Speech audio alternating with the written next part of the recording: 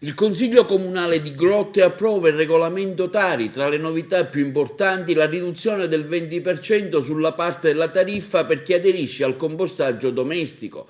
Grande soddisfazione viene espressa dal Presidente del Consiglio Comunale di Grotte, Aristotele Cuffaro, per la novità. L'approvazione continua Cuffaro, dopo anni di ristrettezze, introduce finalmente importanti novità a favore del cittadino. Il Consiglio Comunale, anche dall'assessore al ramo Antonio Monreale e il sindaco Alfonso Provvidenza, hanno evidenziato come il regolamento introduce 3 novità importanti a favore del contribuente.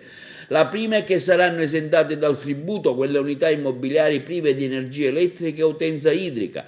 Cosa cambia rispetto al passato? Che mentre nel precedente regolamento questo tipo di esenzione era prevista solo per le abitazioni, oggi potranno usufruire anche le unità immobiliari, compresi i magazzini, locali di deposito che non sono di pertinenza dell'abitazione. La seconda novità interessa le famiglie cui va la presenza di un portatore di handicap, quelle economicamente disagiate e l'associazione di volontariato operante sul territorio comunale.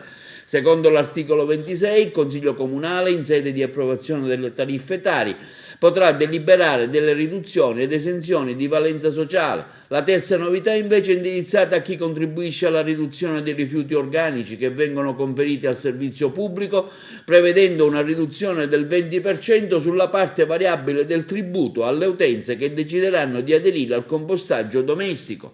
Tale pratica sarà altresì incentivata attraverso la fornitura in comodato d'uso gratuito di apposite compostiere. La riduzione sul tributo ovviamente è subordinata alla presentazione di un'apposita istanza che attesti l'avvenuta attivazione della pratica del compostaggio domestico secondo le modalità e la tempistica previste dal nuovo regolamento comunale per la pratica del compostaggio e alla sottoscrizione di apposita convenzione. Questa procedura dovrà essere attuata anche per le utenze che già detengono una compostiera.